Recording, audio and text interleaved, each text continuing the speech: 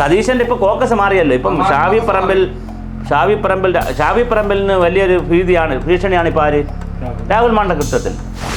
ജോയിയുടെ അടുത്താണേ പറയാടേ നിന്നെ ഞാൻ ഒരു പ്രാവശ്യം ജയിപ്പിച്ചില്ലേ, നീ ഒന്ന് മതിയാക്കണേ. ജോയി പാവമാണ്. എന്നിട്ട് അൻവർ അടുത്ത പ്രാവശ്യം. ഇതായിരുന്നു അൻവറിൻ്റെ പ്ലാൻ. അതാണ് ഒരുത്തനെ വെട്ടിയിട്ട് നിന്നെ ഞാൻ വയ്ക്കുകയാണ്. കുറച്ച് ഈ ക്രിസ്ത്യാനികളായ കുറച്ച് ആളുകൾ ഇപ്പോൾ കുറച്ച് മുനമ്പം എന്നൊക്കെ പറഞ്ഞ് വഖഫ് നിയമം എന്നൊക്കെ പറഞ്ഞ് കുറച്ച് പേര് ഇപ്പം മോഡി ഭക്തരായിട്ട് നടന്നിട്ടുണ്ട്. ഇനി എന്തിനാണ് അയാൾ മത്സരിക്കുന്നത് നിങ്ങൾ മനസ്സിലാക്കണം. അല്ല, ഇതിൻ്റെ പേരിൽ പൈസ ഉണ്ടാക്കും. ഞാൻ തന്നെയാണ് മുഖ്യമന്ത്രി. ഇതാണ് അയാൾക്ക് ഉപദേശിച്ചിരിക്കുന്നത്. അണ്ണൻ ഇത് പിടിച്ചോണം, അൻവറിനെ ഒന്നും ഇപ്പോൾ പിടിക്കരുത്. അപ്പോൾ രാഷ്ട്രീയം അങ്ങനെയാണ്. അവിടെ വേറെ ന്യായങ്ങളൊന്നുമില്ല. അവിടെ വെട്ട് കുത്ത് പിടിപ്പ് ഇതേ ഉള്ളൂ രാഷ്ട്രീയം. ഇലക്ഷൻ കമ്മീഷൻ ലാസ്റ്റ് എന്ന് പറഞ്ഞു 52 കോടി. അല്ല, 52 കൊടുത്തപ്പോൾ അയാളിൽ എത്ര കാണുമെന്നറിയാവോ? 50,000 കോടി കാണും. ഇയാൾ രാജിവെച്ചിട്ട് മത്സരിക്കുക MP ആയിട്ട്. അപ്പോൾ ഞങ്ങൾക്ക് പൈസ നിങ്ങൾ പേടിക്കണം, നിങ്ങൾക്ക് കുറച്ച് പൈസ ഉണ്ടാക്കാം. ജന്മം കൊണ്ട് അയാൾ എന്താണ്? ഒരു ഫൈറ്ററാണ്. മനസ്സിലായില്ലേ? മറ്റേ PC ജോർജ് തോറ്റു എന്തുകൊണ്ടാണ്? പൈസ ഇല്ല പുള്ളിയുടെ. VD സതീശൻ്റെ രാഷ്ട്രീയം എന്തെന്നറിയാമോ? അല്ല, തമ്മിലടിയല്ല, നിങ്ങൾ രാഷ്ട്രീയം പഠിക്കണം. VD സതീശൻ്റെ രാഷ്ട്രീയം എന്തെന്നറിയാമോ?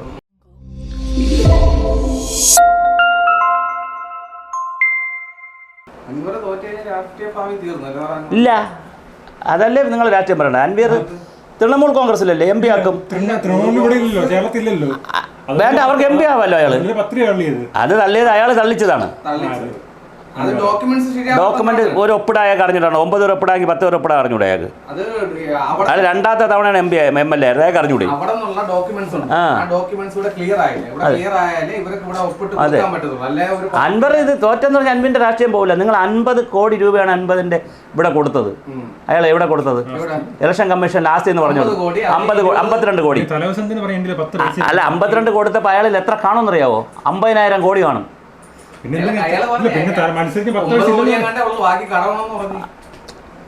കടം എങ്ങനെയാണ് ഇതിനകത്ത് കൊടുക്കുന്നത്? ആസ്തിയായിട്ട് കാണിക്കുന്നത്. ബാലൻസ് അല്ലേ പറയുള്ളൂ. അങ്ങനെയാണ്. അയാൾ സ്വർണം ആഫ്രിക്കയിൽ നിന്ന് കൊണ്ടുവരണ മനുഷ്യന് ഇവിടെ വല്ല കാര്യമുണ്ടെന്ന് അങ്ങനെ രാഷ്ട്രീയ ഭാഗം തരൂല. ജോർജ് പോലെയല്ല അയാൾ. അതുകൊണ്ട് മമതാ ബാലനെ പിടിച്ചത്. അല്ലെങ്കിൽ തൃണമൂൽ കോൺഗ്രസ് എന്ത് ചെയ്യണം? വിടണം.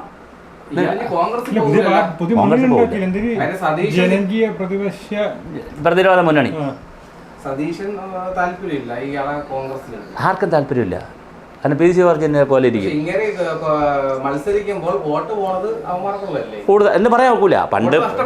പണ്ട് നഷ്ടപ്പെടുമായിരുന്നു. കാരണം ആര്യാടൻ ഷൗക്കത്തിന്റെ വോട്ട് നഷ്ടപ്പെടും. തീർച്ചയായിട്ടും നഷ്ടപ്പെടും. ഉണ്ട്. ഇപ്പൊ സ്വരാജിനാണ് ഇപ്പൊ അപ്പർ ഹാൻഡ്. അവിടുത്തെ അപ്പർ ഹാൻഡ് സ്വരാജിനാണ്. സാധ്യത ഉണ്ടോ? അതിന് സാധ്യതയില്ല. സമയം കഴിഞ്ഞു. 3 മണിയായല്ലോ. അത് കഴിഞ്ഞല്ലോ. ഇനി എന്തിനാണ് അയാൾ മത്സരിക്കുന്നത് നിങ്ങൾ മനസ്സിലാക്കണം. അല്ല, ഇതിന്റെ പേരിൽ പൈസ ഉണ്ടാക്കും. ഇപ്പൊ തൃണമൂൽ കോൺഗ്രസിൽ നിന്ന് കുറച്ച് പൈസ വരൂലേ? അവിടെയുള്ള സകല മുതലാളി വരെ പൈസ കൊടുക്കൂലേ?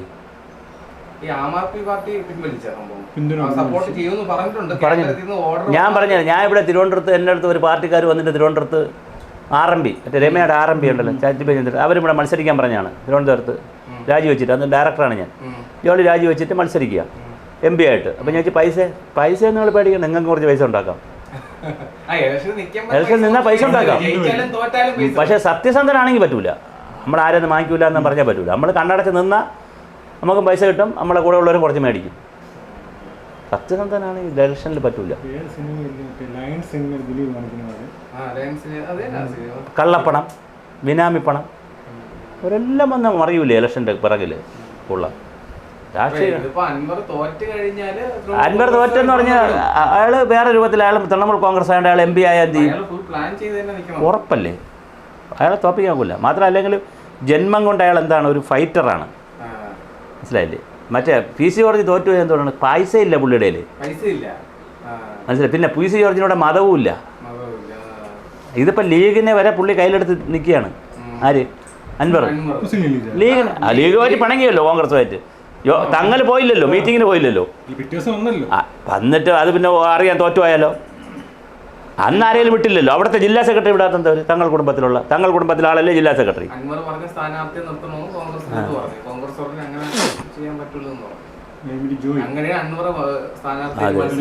ജോയി പറഞ്ഞു.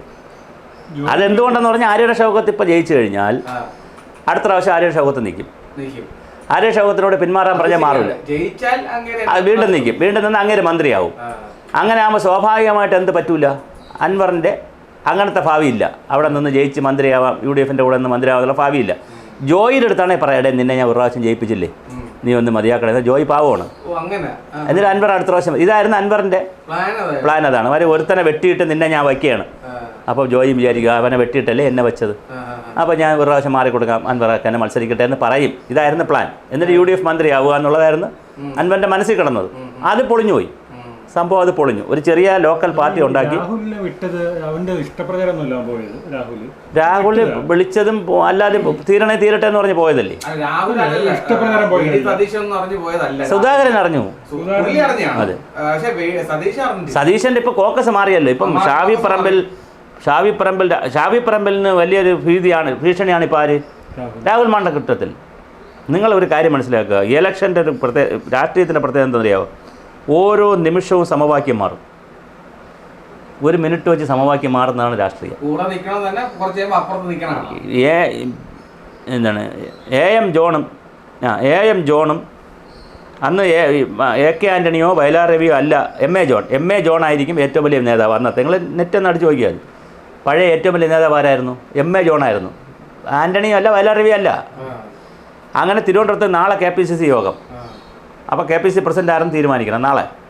തലേ ദിവസം ഈ MA ജോണും വയലാർ രവി ആൻ്റണിയും കൂടെ തിരുവനന്തപുരത്ത് ലോഡ്ജ്, അന്ന് ഇതുപോലെ വലിയ ഹോട്ടൽ സംവിധാനമൊന്നുമുള്ള പാർട്ടിയൊന്നും അല്ലേ ഇവരാരും, സാധാ ജീവിതം നയിക്കുന്നവർ. അപ്പോൾ തിരുവനന്തപുരത്ത് ലോഡ്ജിൽ വന്ന് 3 പേരൂടെ താമസിച്ച് ഒരു മുറി കിടക്കുകയാണ്, ഒരു ഡബിൾ റൂം എടുത്ത് 3 പേരൂടെ കിടക്കുകയാണ്. അപ്പോൾ രാത്രി 12 മണിവരെ അവർ ചർച്ച ചെയ്ത് നാളെ MA ജോണാണ് KPCC പ്രസിഡന്റ്. ഈ വാർത്ത പുറത്ത് പോകരുത്. ആര് പറയാൻ പറഞ്ഞു? വയലാർ രവിയുടെ അടുത്ത് പറയാൻ പറഞ്ഞു, രാവിലെ പറയണമെന്ന് പറഞ്ഞു. മീറ്റിങ്ങിൽ സമ്മതിച്ച് കിടന്ന് ഉറങ്ങിയിട്ട് വയലാർ രവി രാഖി രാമാനം കേരളാവധി വിളിച്ച് പറഞ്ഞു. എല്ലാവരും ഉറങ്ങിയതിന് ശേഷം വെളിയിറങ്ങിപ്പോയി ലോഡ്ജിൽ നിന്ന് വിളിച്ച് പറഞ്ഞു. കേരളാവധിക്കാർ അരമണിക്കൂർ കൊണ്ട് സ്പെഷ്യൽ സപ്ലിമെൻ്റ് ഇറക്കി രാവിലത്തെ. പിറ്റേ ദിവസം നോക്കിയപ്പോൾ വയലാർ രവിയുടെ ഫുൾ ചരിത്രം വയലാർ രവി ആക്കി. പിറ്റേ ദിവസം വേറെ വഴിയില്ല. ഇതാണ് രാഷ്ട്രീയം. രാഷ്ട്രീയത്തിൽ സത്യസന്ധതയോ നൈതികതയോ ഇല്ല. അവിടെ അച്ഛനില്ല, മക്കളില്ല, മോനില്ല, ഒന്നുമില്ല. അവിടെ അധികാരം മാത്രമേ ഉള്ളൂ. അത് തലയ്ക്ക് പിടിച്ചു പോയി കഴിഞ്ഞാൽ ഇത് വേറെ സംഭവമുണ്ട്. ഇപ്പോൾ ഈ VS ജോയി പറയില്ല, ഇല്ല എനിക്ക് സീറ്റ് കിട്ടിയെന്ന് കുഴപ്പമില്ല, എനിക്ക് വിഷമമില്ലെന്ന് പറയില്ലേ. അന്ന് June 4, കഴിഞ്ഞ വർഷം June 4 സംഭവം നടന്നു. സുരേഷ് ഗോപി ജയിച്ചിരുന്ന ഒരു വർഷം പ്രതാപം 4 വാരിയാണ്. മുരളീധരൻ തോറ്റ പിന്നെ 5 ലക്ഷം രൂപ മുടക്കിയത്. ഇത്രയും 2 ലക്ഷം രൂപ പോസ്റ്റർ ജോയി നിന്നെങ്കിൽ ജോയെ കാലുവാരിയാനെ. കാര്യം മുസ്ലിങ്ങൾക്ക് സ്വാധീനമുള്ളൊരു മണ്ഡലമല്ലേ അത്. ലീഗ് ഇപ്പം ഞാൻ പറയുന്നത് ഇപ്പം സംഭവം ഇതിനകത്ത് അവിടുത്തെ രാഷ്ട്രീയം എന്ന് പറയുന്നത് 17,000 വോട്ട് നമുക്ക് രാഷ്ട്രീയ വിശകലനമാണ് നടത്തില്ല. 17,000 വോട്ട് 7,000 വോട്ട് പിടിച്ച സമയമുണ്ട് BJP, 8,000 വോട്ട് പിടിച്ച സമയമുണ്ട്, 20,000 വോട്ട് സുരേന്ദ്രൻ പിടിച്ചു. നമ്മുടെ K. സുരേന്ദ്രൻ 16-ൽ 12,000 പിടിച്ച് 21-ൽ 8,000 പിടിച്ചു. അപ്പോൾ അത് വെച്ചിട്ട് നോക്കി അവർ 20,000 പിടിച്ചെന്ന് വെച്ചോ. അവർ പിടിക്കുകയാണെങ്കിൽ കുറേ വോട്ട് ആരതായിരിക്കും? കോൺഗ്രസ്സുകാരതായിരിക്കും. കുറച്ച് CPM-ൻ്റെയും പിടിക്കും. കുറച്ച് അല്ല ഈ ക്രിസ്ത്യാനികളായ കുറച്ച് ആളുകൾ ഇപ്പോൾ കുറച്ച് മുനമ്പം വീണമ്പോൾ എന്നൊക്കെ പറഞ്ഞ് വഖഫ് നിയമം എന്നൊക്കെ പറഞ്ഞ് കുറച്ച് പേര് ഇപ്പം മോഡി ഭക്തരായിട്ട് നടന്നിട്ടുണ്ട്. പിന്നെ ഇയാളൊരു കർഷക കോൺഗ്രസ് എന്നൊക്കെ പറഞ്ഞ് അവിടെയൊക്കെ തെണ്ടിപ്പറക്ക് നടക്കുന്ന ഏകന്ത സംഘടനയൊക്കെ ഉണ്ട്. അപ്പോൾ അതിൻ്റെ കുറച്ച് വോട്ട് എന്തായാലും കുറച്ച് വോട്ട് പുള്ളിക്ക് പേഴ്സണൽ വോട്ടെങ്കിലും കുറച്ച് കിട്ടും. അങ്ങനെ ഒരു 10,000, 15,000 വോട്ടിനകത്ത് പുള്ളി പിടിച്ചാൽ അതിൽ ആർക്ക് ദോഷം ചെയ്യും? ഷൗക്കത്തിന് ദോഷം ചെയ്യും. ആര്യാണ് ഷൗക്കത്തിന് ദോഷം ചെയ്യും. ആ വോട്ടും സുരാജിന് ദോഷം ചെയ്യൂല. 2016 PV അൻവർ സ്വതന്ത്രമായിട്ട് 77,000 വോട്ട് പിടിച്ച് 21-ൽ 89,000 വോട്ട് പിടിച്ചു. അന്ന് CPM ആളെ നിർത്തിയത്. CPM വോട്ടാണ്. ഈ വോട്ട് സുരാജ് പിടിച്ചാൽ മതി. അൻവർ പിടിച്ച വോട്ട് സുരാജ് പിടിച്ചാൽ മതി. അൻവറിന് മുസ്ലിം ആ ഒരു സപ്പോർട്ട് ഉണ്ടായിരുന്നു അന്ന്. അത് പ്ലസ് CPM വോട്ടാണ് അൻവർ ജയിച്ചത്. പക്ഷെ ഇപ്പൊ അങ്ങനെയല്ല. ഇപ്പൊ CPM വോട്ട് മാത്രം സുരാജിന്, മുസ്ലിം വോട്ട് അൻവർ പിടിച്ചോണ്ട് പോയാൽ മതി. അവിടെ വോട്ട് കുറയും.